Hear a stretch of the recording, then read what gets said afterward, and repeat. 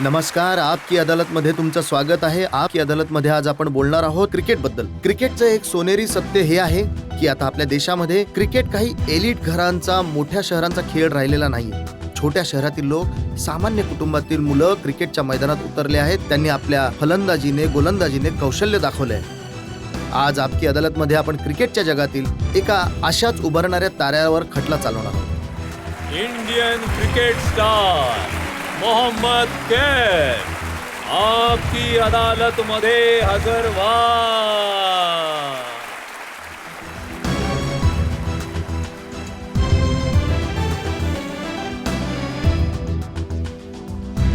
परवानगी घेऊयात आजचे जज चेतन चौहान यांची आजचा खटला सुरू करण्यासाठी.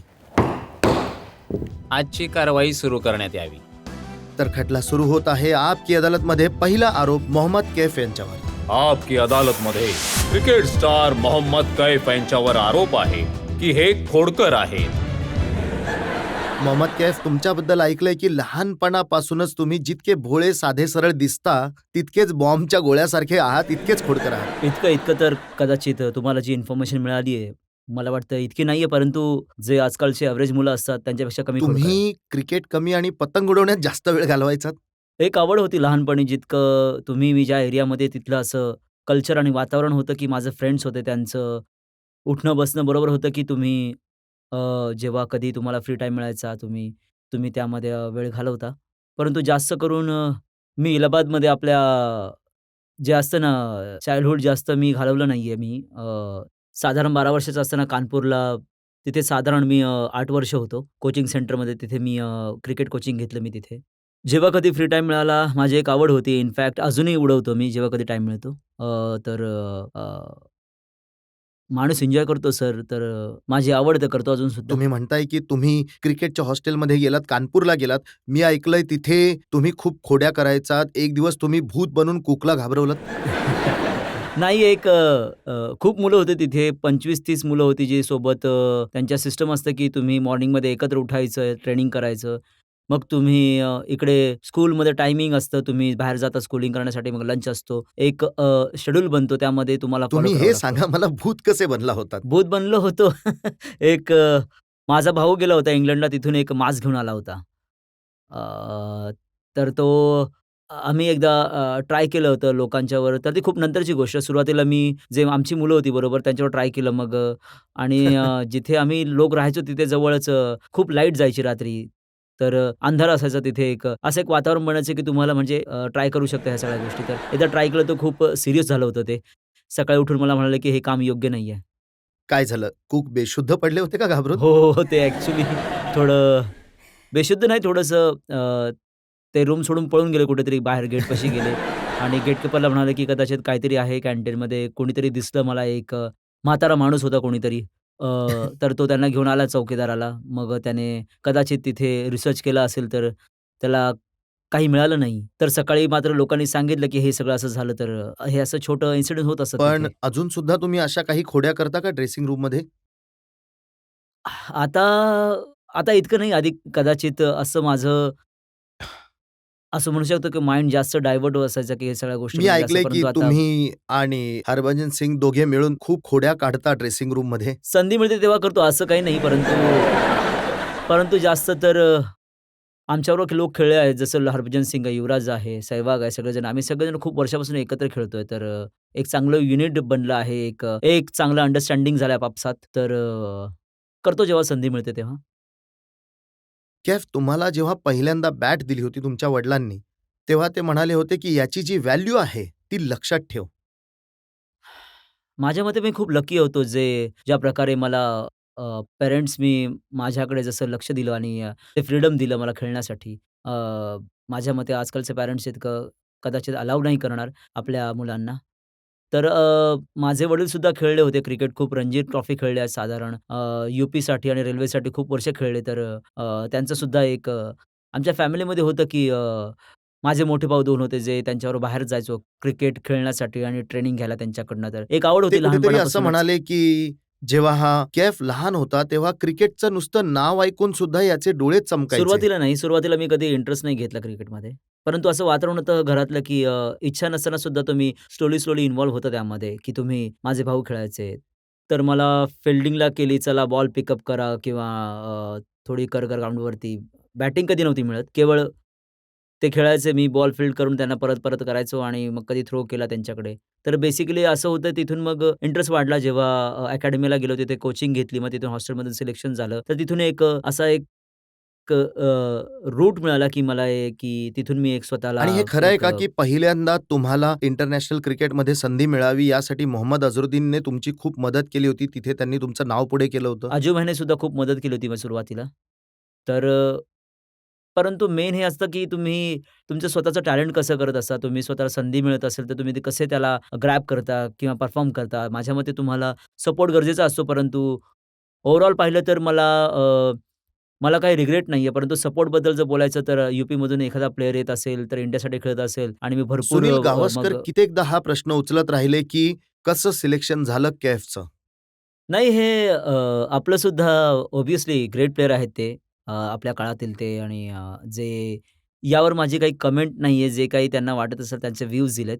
कारण कधी-कधी चांगलं असतं, की तुम्ही जर तुमच्याबद्दल कोणी चुकीच्या गोष्टी लिहीत असेल, बोलत असेल, तर तुम्हाला मोटिव्हेशन मिळतं. माझं असं आहे, की माझ्यावर असं काही जे की कायम स्वतःला तुम्हाला त्या असं स्टेजवर म्हणायचं आहे, की काढून जितकं वाईट ते लिहितील तितकंच चांगलं तुम्ही खेळाल. मी कोणाला बोलत नाही, परंतु माझं स्वतःचं म्हणणं आहे, की मी कोणाचं नाव नाही घेत आहे. मी म्हणत आहे, की जास्त करून असं होतं, की माझ्या लाईफमध्ये ज्या प्रकारे क्रिकेट खेळलोय, अपडाऊन कायम राहिलं माझ्या लाईफमध्ये, की कोणी म्हणतो, की केवळ ॲज अ फिल्डर खेळत आहे, काही परफॉर्म करत नाहीये.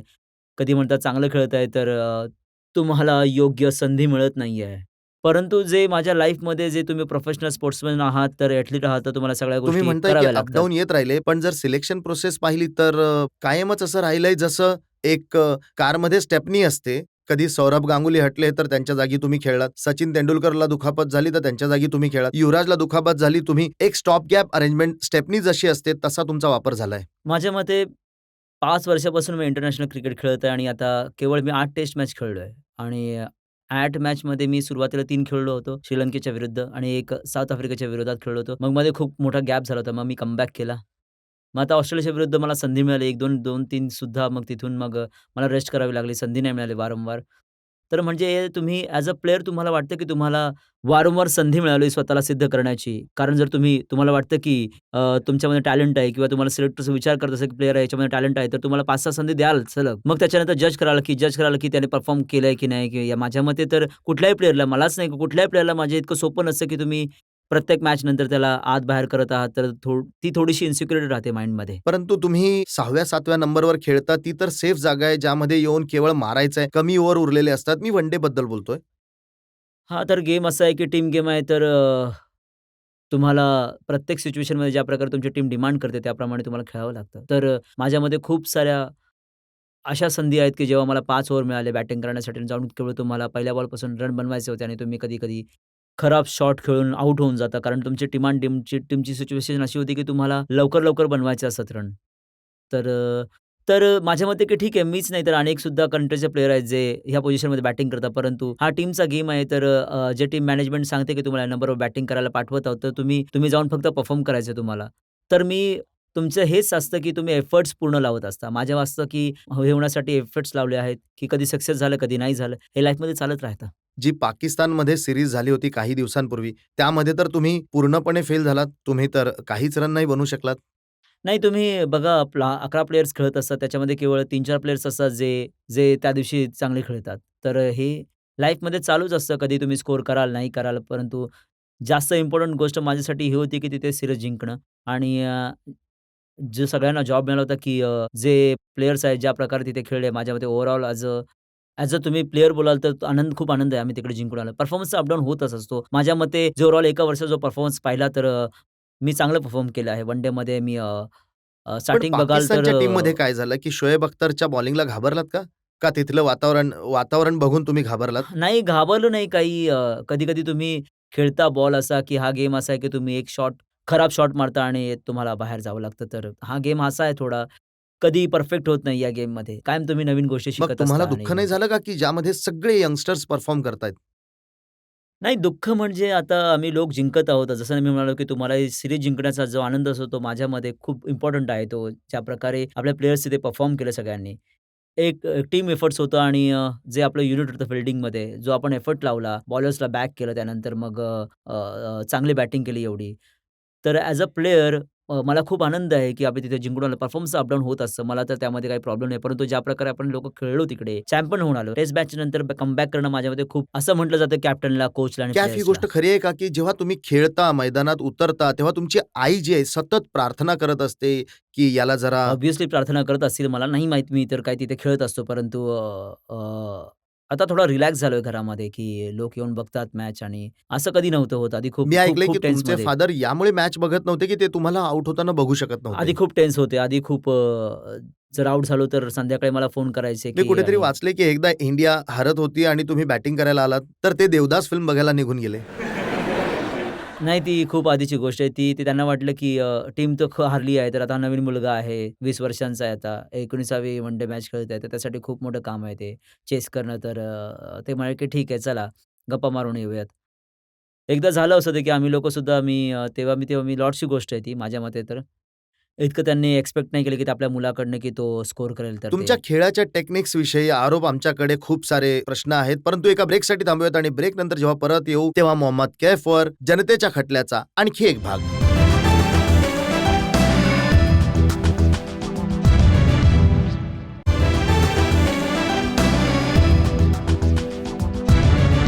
आपकी अदालतमध्ये आज जनतेच्या प्रश्नांच्या आणि आरोपांच्या घेऱ्यामध्ये आहेत इंडियन टीमचे क्रिकेट स्टार मोहम्मद कैफ. आपकी अदालतमध्ये पुढचा आरोप मोहम्मद कैफ यांच्यावर. आपकी अदालतमध्ये क्रिकेट स्टार मोहम्मद कैफ यांच्यावर आरोप आहे की हे चमचेगिरी करतात.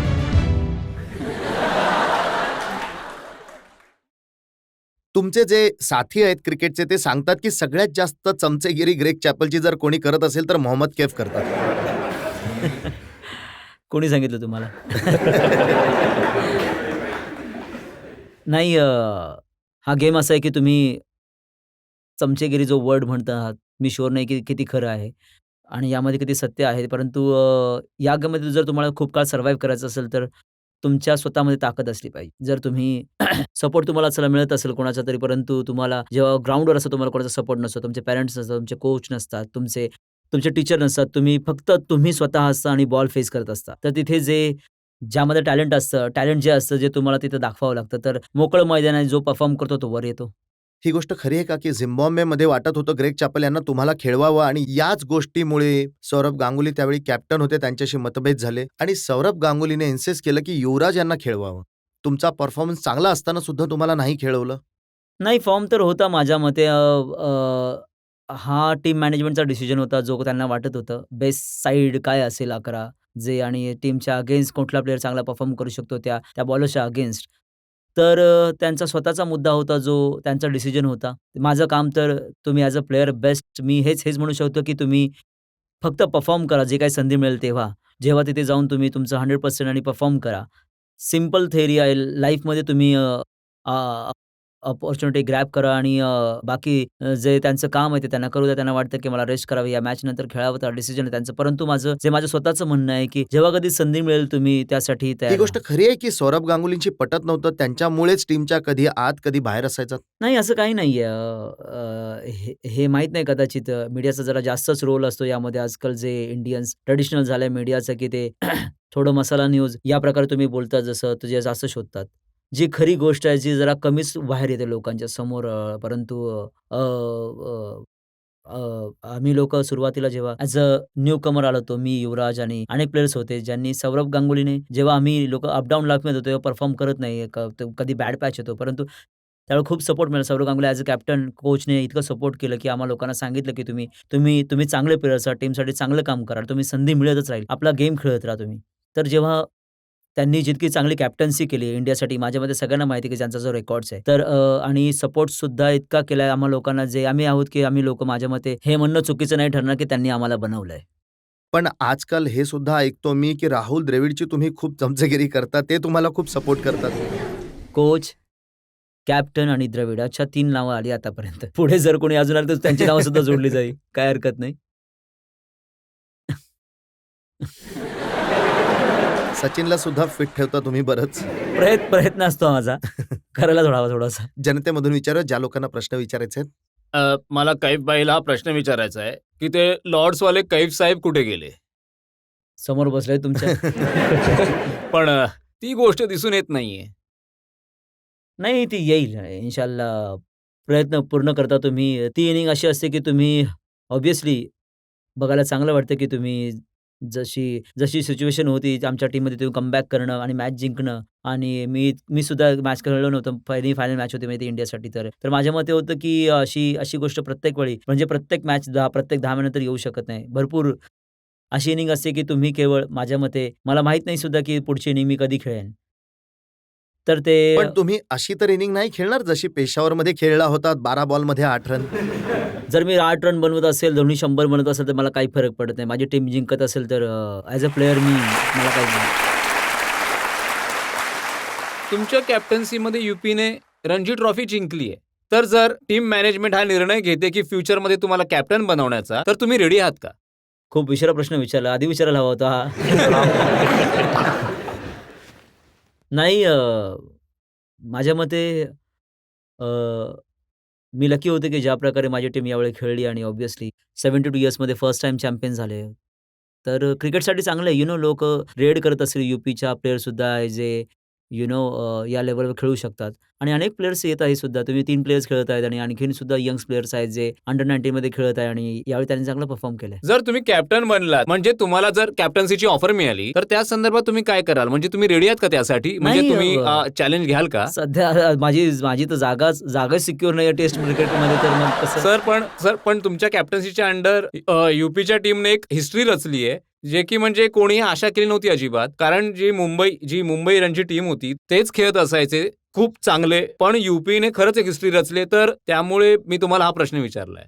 नाही, चांगला एक्सपिरियन्स होता माझ्यासाठी. म्हणजे ऑब्व्हियसली मी खूप कमी यंग एजपासून मी कॅप्टन्सी स्टार्ट केली यूपीसाठी. अंडर 16 केलं, अंडर 19 वर्ल्ड कपसाठी खेळायला श्रीलंकेला. तिथे आम्ही जिंकून आलो होतो.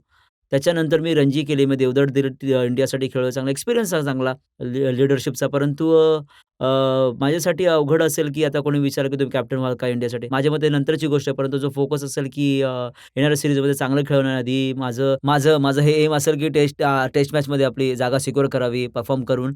जी गोष्ट तर आपोआप होते ती तुम्ही जर तुम्ही विचार करत बसाल की मला हे बनायचं, हे करायचं, तर हे गोष्ट होत नाही. तुम्ही तुमचं काम करत राहा आणि बाकी चांगल्या गोष्टी तुम्ही तुमच्या आयुष्यामध्ये घडत राहतील. तुम्ही जर तुमच्या जॉबमध्ये ऑनेस्ट असाल आणि परफॉर्म करत असाल तर आपोआप सगळ्या गोष्टी होतात.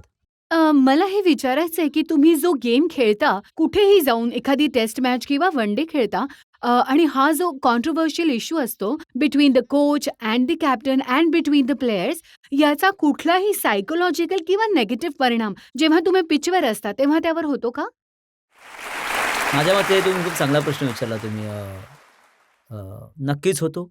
परंतु जर तुम्ही पाहाल तर सीनियर प्लेयर्स आहेत जे इतक्या वर्षापासून खेळत आहेत त्यांचा पूर्ण प्रयत्न असतो की या गोष्टी माइंडमधून काढून जेव्हा तुम्ही मॅचला जाता तेव्हा तुम्हाला फक्त केवळ जे मीटिंगमध्ये गोष्टी बाहेर डिस्कस केलेल्या आहेत टीमच्या विरुद्ध काय प्लॅनिंग असतं हो. तुमचं त्या माइंडमध्ये ठेवणं आणि फ्री माइंडने खेळायचं असं. परंतु या सगळ्या गोष्टी जास्त तुम्ही विचार करू शकत नाही मागे काय होतंय, माझ्याबद्दल काय बोललं जातंय, त्यावर तुम्ही लक्ष द्याल तर माझ्यामध्ये खूप अवघड होतं. एक बरोबर. गोष्ट खूप लोकांना जाणून घ्यायची आहे की ज्या प्रकारे राहुल द्रविड आणि सौरभ गांगुलीला फील्डवर बोलताना पाहिलं होतं, कॅमेरावर पाहिलं होतं, ऐकू तर शकलो नव्हतो. तर त्याबद्दल काही नंतर माहिती झालं की काय बोलणं चालू होतं? त्यावेळी तर मी नव्हतो लकीली. मी नंतर गेलो होतो. परंतु हे तुम्ही आपलं प्रेडिक्शन असतं. लोक पाहतात, आपले व्ह्यूज काढतात, की हे चालू असेल, ते चालू असेल. परंतु जे ॲक्चुअल गोष्ट असते ती कदाचित समोर येत नाही लोकांच्या. जी खरंच गोष्ट चालू असते, ती काय चालू आहे? माझ्या मते ही जास्त हाईप बनली आहे. जे की आमच्या टीममध्ये असं वाटलं नाही, की मला कधी आम्ही इतकं लोकं बोलत असतो. अशा प्रकारे इथे बाहेर लोकं बोलत असतात. जेव्हा फ्रेंड्सला भेटतो, फॅमिली मेंबर्सला भेटतो, तेव्हा विचारतो काय चालू आहे? परंतु जेव्हा आम्ही टीममध्ये असतो, तेव्हा असं वाटत नाही, की काही प्रॉब्लेम आहे. प्रत्येकजण आपल्या गेमवर लक्ष देत असतो आणि प्रयत्न करत असतो, की काय आपलं बेस्ट ट्राय करावं. परंतु जेव्हा मी बाहेर येतो तेव्हा वाटतं की खूपच जास्तच हाईप झाली आहे त्याची. म्हणजे बरोबर? तुम्ही म्हणताय की ड्रेसिंग रूममध्ये काही वाद होत नाही. अजिबात नाही. पण फील्डवर जेव्हा तुम्ही उतरता तेव्हा पाकिस्तानी प्लेयर्सशी मी ऐकलंय की बरेच वाद होतात, बरेच भांडणं होतात. आता तर खूप चांगलं वातावरण होतं. आधी तुम्हाला आठवत असेल की जेव्हा वर्ल्ड कपमध्ये आम्ही गेलो होतो खेळायला साऊथ आफ्रिकेला. त्या मॅचमध्ये मला आठवतंय की खूप इनफॅक्ट आम्ही लोकांनी इतकं नव्हतं, पण ते लोकं जास्तच काहीतरी बोलत होते, स्लेजिंग करत होते. परंतु आता हा आनंद आहे, की खूप चांगलं वातावरण आहे. आमचं जे जे अंडरस्टँडिंग झालंय प्लेयर्स बरोबर त्यांच्या. इनफॅक्ट ग्राउंडवर तर आम्ही लोकं खूप ट्राय करतो आपला बेस्ट देण्याचा, परंतु बाहेर येऊन त्यांच्याशी इंटरॅक्ट करतो, बोलतो. तेव्हा असं वाटतं, की मला वाटतं, की यावेळी अगदी असं वाटतं, की नॉर्मल टीम अगेन्स्ट तुम्ही मॅच खेळतात. आधी असं नव्हतं, परंतु आधी सुरुवातीला आलो होतो तेव्हा बरंच खूप डिफरंट होतं. आता तर खूप गोष्टी चांगल्या झाल्यात. मग आधी तुम्ही सुद्धा कधी-कधी रागामध्ये शिव्या द्यायचात ऐकत का? होतो. ऐकायचो आणि इग्नोर करायचो, की तुम्ही वाटायचं, की तुम्हाला डिस्ट्रॅक्ट करत होते आणि की तुम्ही काहीतरी बोलून तुम्हाला खराब शॉट खेळण्याचा तुम्हाला प्रवृत्त करतात तुम्हाला. बॉलर्स म्हणतात, की तुम्हाला तुमच्याकडे येऊन परंतु तुमची बेस्ट गोष्ट आहे, की तुम्ही त्यांना इग्नोर करा, आपल्या गेमवर फोकस करा. बेस्ट प्लेयर, चांगले प्लेयर्स हेच करतात. तुमच्याबद्दल ऐकलंय, की तुमचं सगळ्यात जास्त फोकस जो असतो तो फिटनेसवर असतो. त्याच्याविषयी माझ्याजवळ काही आरोप आहेत, परंतु एका ब्रेकसाठी थांबूयात आणि ब्रेकनंतर जेव्हा आपण परत येऊ, तेव्हा मोहम्मद कैफ यांच्याशी बोलणार आहोत. त्या अट्टहासाविषयी जे फिटनेसच्या नावावर कैफवर भूताप्रमाणे पछाडलेलं असतं. ब्रेकनंतर.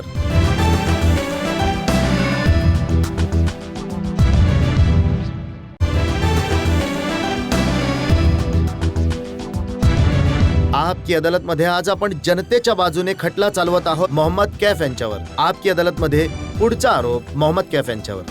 आपकी अदालतमध्ये क्रिकेट स्टार मोहम्मद कैफ यांच्यावर आरोप आहे, यांना फिटनेस खूप आवडतो. कैफ, मी ऐकलंय की जे तुमचं नाव आहे मोहम्मद कैफ, यामध्ये कैफचा अर्थ असतो नशा. हे खरं आहे का? कदाचित. आणि तुम्हाला नशा आहे केवळ फिटनेसची? नाही, जर तुम्ही ॲज अ प्रोफेशनल ॲथलीट जर तुम्हाला परफॉर्म करायचं असेल या लेव्हलवर, तर तुम्हाला फिटनेस खूप गरजेचा असतो. मी खूप लवकर रिअलाईज केलं, की जर तुम्ही दुसऱ्या एखाद्या प्लेयरशी बोलत तर खूप खूप लेट स्टार्ट केलं फिटनेसबद्दल, रूटीन फॉलो करायला. ज्यामध्ये इंडियन टीममध्ये आल्यानंतर त्यांना वाटलं, की नाही यार, माझा फिटनेस खूप डाऊन आहे आणि परत जाऊन इम्प्रूव्ह करायला पाहिजे. परंतु त्या बाबतीत मी खूप लकी होतो, की मी सुरुवातीपासूनच लक्ष दिलं फिटनेसवर आणि जो काही मला आता वाटतं, की खूप चांगलं काम केलंय, की मी खूप यंग एजपासून रूटीन केलं फॉलो आणि आता त्याचा फायदा होत आहे मला. मी तर असं ऐकलंय की कानपूरच्या मैदानामध्ये जेव्हा तुमची ट्रेनिंग चालायची, तेव्हा तुम्हाला मैदानामधून यामुळे बाहेर काढलं जायचं, की गरजेपेक्षा जास्त ट्रेनिंग करतायत, गरजेपेक्षा जास्त फिटनेसवर लक्ष देतायत. कारण आणखी काही करायला नव्हतं ना इतकं. जर ग्राउंड समोर अवेलेबल असेल, तर तुम्हाला हवा तेवढा त्याचा यूज होऊ शकतो. जितका क्रिकेटचं एकच गोष्ट आहे, की तुम्हाला इतक्या सगळ्या गोष्टी शिकण्यासारख्या असतात, की तुम्हाला वाटतं, की जेव्हा कायम तुम्ही प्रॅक्टिस संपवता, तुम्हाला वाटतं, की नाही अजून काहीतरी करू शकतो. परंतु तुमच्या बॉडीमध्ये तुमची बॉडी सांगते, की नाही आता बस आजसाठी खूप झालं आहे, उद्या करू शकतो. परंतु तुमच्या माइंडमध्ये असं, की नाही आणखी काही गोष्टी बाकी आहेत, ज्या तुम्ही इम्प्रूव्ह करू शकतो. परंतु आत्ताच मला समजलंय, की युवराज सिंगने सांगितलंय, की जेव्हा सगळे प्लेयर्स मैदानात असतात, जेव्हा ट्रेनिंग संपते, बसमध्ये बसून ते परत हॉटेलला जायला निघतात. पण मोहम्मद कैफ तेव्हा सुद्धा काही ना काही करत असतात मैदानात. नाही, कधी-कधी की तुम्ही काय फील आहे तुम्हाला त्यावेळी वाटतं, की तुम्हाला जास्त बॅटिंग करायची किंवा तुम्हाला वाटतं, की तुम्हाला जर आणखीन ट्रेनिंग करू शकता, तुम्ही नाही केली आहे टीमबरोबर. तर ते फॉलो करण्याचा प्रयत्न करतो. परंतु आणि नंतर मग टॅक्सी करून हॉटेलला येतात. हो, झालंय कित्येकदा. परंतु जोपर्यंत तुम्हाला पूर्णपणे वाटत नाही, की तुम्ही तयार आहात मॅच खेळण्यासाठी, जे तुमचं प्रिपरेशन असतं, जो तुम्हाला टाईम मिळतो, काढावा लागतो प्रॅक्टिससाठी. तर तुमचं माइंड स्वतः सांगतो, की तुम्ही रेडी आहात मॅचसाठी आणि आपलं बेस्ट द्याल तिथे. त्याआधी जे प्रिपरेशन असतं, ते तुमची प्रॅक्टिसमध्ये जे तुम्ही एफर्ट्स लावता, ते गरजेचं असतात. माझ्यासाठी पण जे ज्या त्यामुळे प्रकारे ब्रॉटअप झालो आहे. बाकी प्लेयर्स यांच्यासाठी एम्बॅरसमेंट नाही होत का? ज्या लोकांना फिटनेस नाही करायचं आहे, जे लोक, मी तर ऐकलंय असे सुद्धा प्लेयर्स आहेत ज्यांना संपूर्ण मैदानाच्या फेऱ्या मारायच्या नसतात. नाही, आता खूप गोष्टी चांगल्या इम्प्रूव्ह झाल्या आहेत. आधीपेक्षा तुम्ही पाहाल तर खूप रिअलाईज करायला सुरुवात केली, की आता फिटनेस खूप गरजेचं आहे. तुम्ही कंपेअर कराल तर इतर टीमचे 11 प्लेयर्स ग्राउंडमध्ये खेळतात. आपली टीम जी आधी होती त्यांचं खूप स्टँडर्ड वर आलंय फिटनेसचं. फील्डिंग पाहाल तर खूपच चांगली होते आहे आणि ते दिसतंय ही गोष्ट ग्राउंडवर. खरी आहे का, की ग्राउंडच्या 50 फेऱ्या मारायच्या असतात आणि ग्रेग चॅपल जेव्हा 50 फेऱ्या मारायला सांगतात, तेव्हा तुम्ही एकटे असतात जे त्या पूर्ण करू शकतात? 50 तर जास्त झालं, पण आमच्याकडे आमचे ट्रेनर आहेत जे टीमबरोबर राहतात कायम. त्यांचं काम असतं, की लोकांचा फिटनेस बघायचा आणि आणि लेव्हल इम्प्रूव्ह करायची त्यांची. तर मी लकी आहे, की जसं मी म्हणालो, की सुरुवातीला मी जे कानपूरमध्ये टाईम स्पेंड केला होता आणि जी स्वतःची ट्रेनिंग केली, तिचा सुद्धा खूप फायदा होत आहे मला. जास्त हार्ड नाही करावं लागत आहे. फक्त मला मेंटेन करावं लागतं आणि त्या बाबतीत खूप लकी आहे मी. कोणकोणते असे प्लेयर्स आहेत जे फिटनेसपासून लांब पडतात? एकट्यामध्ये सांगेन तुम्हाला नाव नाही सांगू. ग्रेग चॅपल यांची तक्रार असायची की सौरभ गांगुली पूर्णपणे फिटनेससाठी मैदानात यायचे नाहीत. मला वाटतं त्यांना खूप जास्त दिवस नाही झाले. 3-4 महिने, 6 महिने झालेत. तर त्यांचं स्वतःचं असं मानणं असेल, परंतु अ, हा जो ट्रेनिंग प्रोग्राम मिळतो सगळ्यांना फॉलो करावा लागतो आणि आमचे जे ट्रेनर आहेत ते रेकॉर्ड ठेवतात, ट्रॅक ठेवतात, की काय प्लेयर कसा काय करत आहे. तर माझ्या मते त्यामध्ये त्यांना इतकं डाऊट नाही म्हटला, की ती ट्रेनिंग करत आहे की नाही करत आहे. पण परंतु मॅचच्या आधी आपली फिटनेस टेस्ट द्यावी लागते, जी की सगळ्या प्लेयरसाठी गरजेची आहे. जे तुम्हाला सर्टन लेव्हल असते जी तुम्हाला रीच करावी लागते. जर माझ्या मते हे ट्रेनरचं काम आहे, त्यांना माहीत आहे की काय पण करत आहे. तर तुमच्याबद्दल जे तुमचे बरोबरचे प्लेयर्स आहेत ते म्हणतात की याला खूपच वेडेपणा आहे आपल्या फिटनेससाठी. मोहम्मद कैफ जेव्हा झोपलेला असतो तेव्हा झोपेमध्ये सुद्धा धावत असतो. नाही, नाही असं काही नाही. माहीत नाही कोणी सांगितलं हे जरा जास्तच बोललं कोणीतरी वाटतं. असं काही नाहीये. तितकीच रेस्ट गरजेची आहे जितकं ट्रेनिंग करत आहात तुम्ही. बॉडी आणि माइंडला रेस्ट नाही देणार तर मग तुम्ही नेक्स्ट डे खूप टायर्ड असेल तर तुम्हाला बॅलन्स बनवून चालावं लागतं. तर जर तुम्ही ओव्हर ट्रेनिंग करत असाल ते खराब आहे आणि कमी करत असाल ते सुद्धा खराब आहे. तर तुम्हाला असं एका स्टेजवर आणावं लागतं आपल्या बॉडीला, आपल्या माइंडला की बॅलन्स ट्रेनिंग करावी लागेल तुम्हाला. पण तुम्ही फॉलो अजून करावं खरी लागतं. गोष्ट मला सांगितली नाही की ही गोष्ट खरी आहे का की तुम्ही गरजेपेक्षा जास्त ट्रेनिंग करता? नाही, कधी-कधी तुमचं माइंड स्वतः सांगतो तुम्हाला, की काय गरजेचं आहे तुम्हाला, की बॉडीचा कुठला पार्ट तुमचा वीक होत आहे. तुम्हाला स्वतःला वाटतं तुम्हाला असं असं. किती वेळा झालं की फिजिओने तुम्हाला जिममधून बाहेर काढलं असेल आणि बस आता खूप झालं? खूप वेळा झालाय. जेव्हा तुम्हाला वाटतं, की मी परफॉर्म नाही करत आहे, त्यांना वाटतं, की हा आपला टाईम जो आहे तो ॲक्चुअलमध्ये लावला पाहिजे, तिथे कमी लावत आहे आणि जिममध्ये जास्त लावत आहे. तर त्याची पनिशमेंट मिळते, की तुम्ही बाहेर जा, तिकडे जरा जास्त लक्ष द्या. तर अशा प्रकारे होतं कधी-कधी, परंतु तुम्ही मेनली ट्राय करता, की दोन्ही गोष्टी बरोबर ठेवाव्यात. जे आउटडोर प्रॅक्टिस होते आणि जे जिमिंग करत असतं त्यामध्ये बॅलन्स खूप गरजेचा असतो. एकदा पुन्हा जाऊया पब्लिककडे. जनतेतील लोकांना जे प्रश्न मला विचारायचे एक असतील प्रश्न प्लीज. विचारायचा आहे. I am coming from Pakistan, Karachi. माझा प्रश्न तुम्हाला आहे की तुमची कराचीमध्ये बॅटिंगच नाही आली कारण तुम्ही आधीच आउट झाला होता. कोचने जर तुम्हाला विचारलं की गांगुलीला फर्स्ट टेस्टमध्ये खेळवलं जावं की तुम्हाला खेळवलं जावं, तर तुम्ही काय सांगाल त्यांना? ऑब्व्हियसली कुठलाही प्लेयर म्हणजे नकार नाही देणार खेळायला. कोणाला वाटतं की चान्स मिळावा आणि हा गेम असा आहे की तुम्हाला वाटतं की तुम्ही खेळावं. परंतु अ, जो तो डिसिजन होतो ते मॅनेजमेंटचा कोच कॅप्टन डिसाईड करतो की हा बेस्ट प्लेयर आहे. या मग टीमच्या अगेन्स्ट तर त्याला खेळायला हवं. तर जो काही माझ्या मते जे सिलेक्शन करायचं ते खूप अवघड काम असेल स्पेशली इंडियामध्ये. कारण तुम्ही ते लोकं कधी म्हणजे अ, तुम्हाला तुमचं तुमचं कौतुक नाही करणार. कधी म्हणतील कायम तुमच्यातील कम्या काढत राहतील आणि यार की या मुलाचं सिलेक्शन झालं आणि याच्यावर चुकीचं झालं.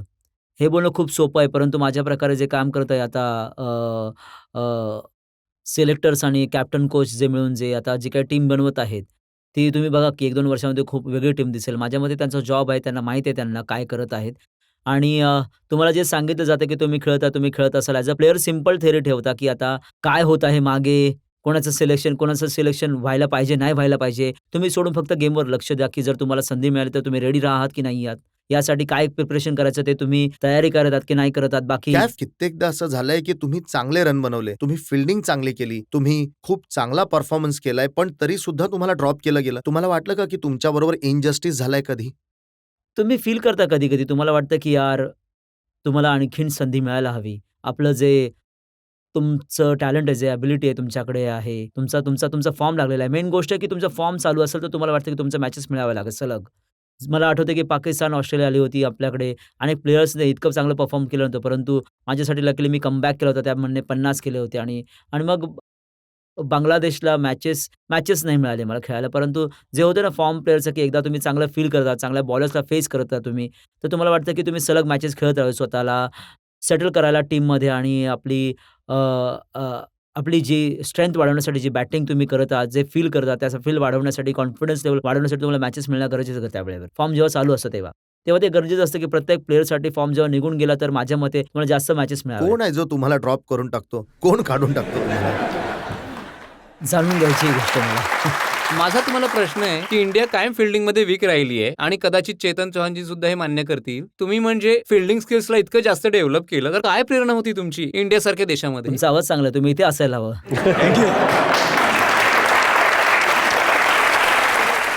नाही फिल्डिंग आता जी आपली टीम बनली आहे ते आणि अनेक यंग मुलं येत आहेत आणि सुरुवात तुमच्यापासून अ, झाली. हो, थोडं कल्चर चेंज होतं. फिल्डिंगचं सुद्धा ट्रेंड चेंज होत आहे, की पाहिलं तर लोकांनी रिअलाईज करायला सुरुवात केली, की याचा किती इम्पोर्टन्स आहे या गेममध्ये. टेस्ट, वन डेमध्ये दोन्हीमध्ये. तर तुम्ही बघाल, की लेट रिअलाईज झालं, की बाकी टीम बघा, जेव्हा मी छोटा होतो तेव्हा टीव्ही बघायचो तर असं वाटायचं की यार एक एक आपली टीम फील्डिंग करत असायची आणि एक साऊथ आफ्रिकाची टीम किंवा ऑस्ट्रेलियाची टीम फील्डिंग करायची. त्यांच्याशी कंपेअर केलं तर खूप फरक होता. गॅप खूप मोठा होता. तर इथे मध्ये तर मी म्हणालो की एक माझ्यासाठी असं होतं की वेगळ्या प्रकारे करण्याची एक होतं की अचीव्ह करण्यासाठी लाईफमध्ये एक गोल असेल, चांगला फील्डर बनायचं आहे. जर टीममध्ये इतके चांगले फील्डर्स नाही आहेत, तर काहीतरी नवीन काहीतरी करून परंतु आता गॅप खूप कमी झाला आहे. आता लोकांनी स्टार्ट केलं की रिअलाईज करायला की फील्डिंग खूप इम्पोर्टंट आहे. परंतु त्यासाठी अ, मला इथे सांगणं गरजेचं आहे की गोष्ट जी मीडिया रोल प्ले करते त्याचा खूप गरजेचं असतं की एक चांगलं ही गोष्ट एक अशी आहे की तुम्हाला एन्जॉय केली पाहिजे. फिल्डर तुम्हाला बनायचं असेल तर चांगलं तुम्हाला वाटतं की टीममध्ये अरे ही तर फील्डिंगमध्ये आपली चांगली टीम फील्डिंग नाही करत आहे, त्यांची फील्डिंग चांगली करते. परंतु जे तुम्ही लहानपणी स्टार्ट करता, ते तुमचं जर तुम्हाला मीडिया सपोर्ट करत असेल की तुम्हाला एन्करेज करत असेल ह्या गोष्टीमध्ये तुम्ही बघाल तर 100 रन कोणी मला जर 5 विकेट घेतले तर त्याचं नेक्स्ट डे हायलाइट येते पेपरमध्ये की यार याने 100 केले, 5 विकेट्स घेतले. परंतु कोणी चांगला कॅच एखादा पकडला किंवा स्टॉप केला किंवा एक पार्टनरशिप ब्रेक करतो. नवीन प्लेयर्स येतात, 2-3 विकेट्स लवकर जातात. गेम चेंज होतो तिथून. तरी ती गोष्ट छोटी आहे जी माझ्या मते थोडी लॅक होते इंडियामध्ये, जे लोक पकडू शकत नाही तो पॉइंट. तर तुम्ही रिअलाईज केलं नाही, की तर लोकं जेव्हा वाचणार नाही ते लोकं मुलं असतात लहानपणी त्यांना आवडसुद्धा नाही ना, की यार आम्हाला बेनिफिट होईल स्कोर केल्याने आणि 5 विकेट घेतल्याने. फील्डिंगने काही फायदा नाही आपल्याला. ते कल्चर आता चेंज होतं. लोकांनी आता रिअलाईज केलं, की यामध्ये थोडा फायदा आहे टीमला आणि ॲप्रिशिएट करतात लोकं. तर माझ्या मते खूप फरक पडतो यामुळे. बरेचसे आणखी प्रश्न आहेत. आपण आणखी एका ब्रेकसाठी थांबूयात आणि ब्रेक नंतर जेव्हा परत येऊ तेव्हा मोहम्मद कैफ यांच्यावर जनतेच्या खटल्याचा आणखी एक भाग.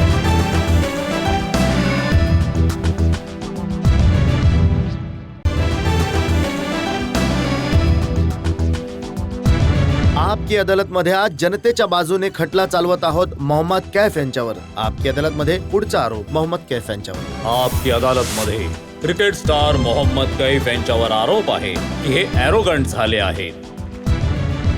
कैफ, तुमच्या घरच्यांनी तुमचं नाव प्रेमाने हनी ठेवलंय. घरी हनी म्हणतात तुम्हाला. हो सर. त्याच्या अर्थाप्रमाणे गोड असलं पाहिजे.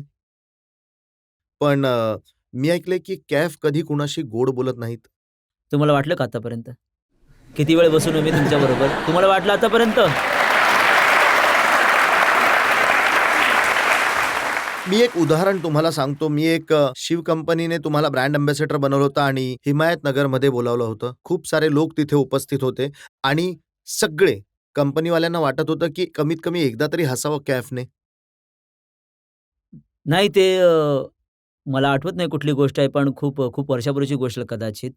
कारण तुम्ही खूप इन्फॉर्मेशन घेऊन आलात माझ्याबद्दल, तर गोष्ट खरी असेल. परंतु कधी-कधी मिसकम्युनिकेशन होतं. तुम्हाला काय करायचं, तुम्ही जाता काय विचार करून अर्ध्या तासामध्ये याल, परंतु येऊ शकत नाही कारण की तुमच्याकडे आणखीन लोकं वेट करत असतात तिथे.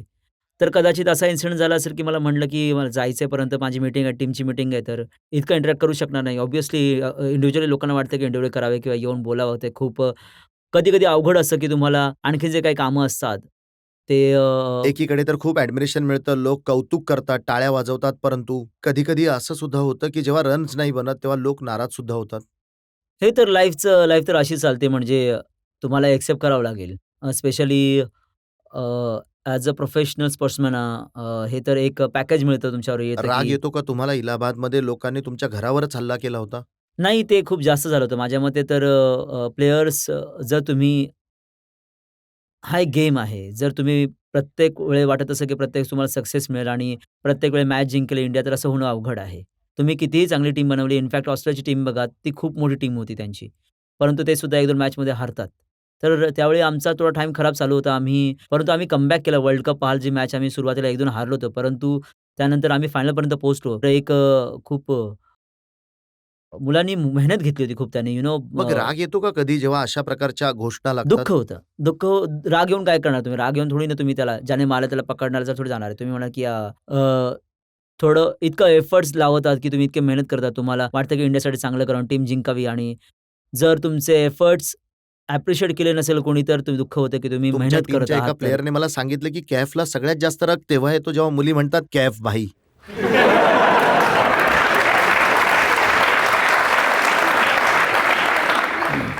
असं खूप कमी झालं ॲक्चुअली. नाही, राग येण्याची गोष्ट नाही. यामध्ये मी असा इंटरेस्ट झाला नाही, की मी लकी असं झालं नाहीये जास्त, तर मी इतकं शेअर नाही करू शकत तुमच्यावर. परंतु असं झालं आणि खूप कमी झालं. मग टीमच्या दुसऱ्या कुठल्या प्लेयर बरोबर असं होतं का? नाही, कोणालाच आवडणार ऑब्व्हियसली. तिथे lady in the white. Kaif भाई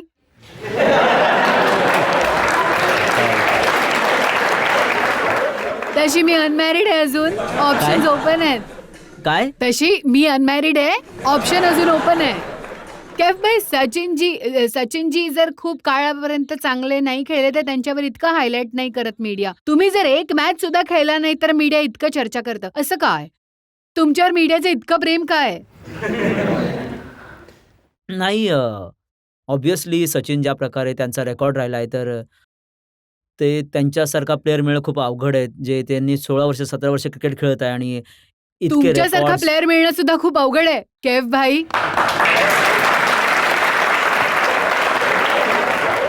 कदाचित लोकांना असं वाटतं नाही, की त्यांना वाटतं की आता चांगली गोष्ट आहे की लोक तुम्हाला तुमच्याबद्दल जेव्हा बोलतात किंवा काही लिहितात, तुम्हाला माझ्या मते असं होतं की मी कधी असं लक्ष दिलं नाही की जर तुम्ही जास्त लक्ष द्याल की ते काय लिहित आहे, काय बोलत आहे, आपला गेम जो आहे तुम्ही फोकस नाही करू तुम्ही शकणार खूप चांगलं कधीही. खेळून मीडियाचं आणि आम्हा सगळ्या लोकांचं तोंड बंद का नाही करत जे तुम्हा लोकांच्या विरोधात इतकं बोलतात? तुम्ही प्रयत्न- चांगलं इतकं चांगलं खेळा की आम्ही सगळे फक्त आणि फक्त तुमच्याच खेळाचं कौतुक करू. इन्शाअल्लाह, नक्कीच.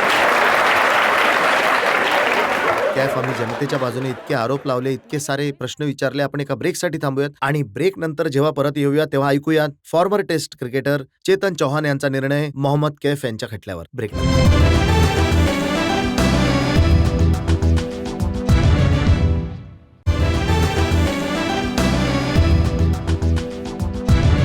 आपकी अदालत मध्ये आज आपण जनतेच्या बाजूने खटला चालवला, आरोप लावले, प्रश्न विचारले इंडियन टीमचे क्रिकेट स्टार मोहम्मद कैफ यांना. मोहम्मद कैफ कडून आपण स्पष्टीकरण मागितलं त्यांच्या चमचेगिरीच्या सवयीबद्दल. मोहम्मद कैफ यांना आपण विचारलं त्यांच्या खोडकरपणाबद्दल.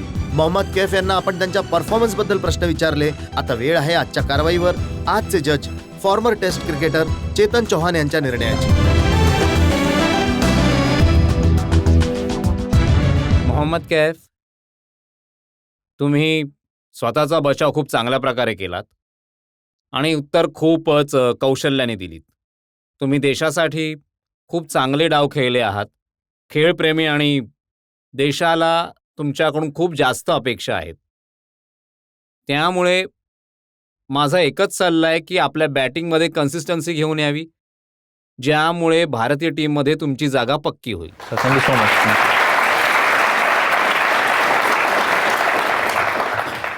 या आशेसह आणि विश्वासासह की मोहम्मद कैफ आपल्या बॅटने लोकांची मनं जिंकत राहतील, इंडियन टीमला जिंकवत राहतील आणि देशाचं नाव मोठं करतील. आजचा खटला इथेच संपूयात. पुढच्या आठवड्यात पुन्हा भेटूयात एका नवीन पर्सनॅलिटी बरोबर आपकी अदालत मध्ये. तोपर्यंत नमस्कार.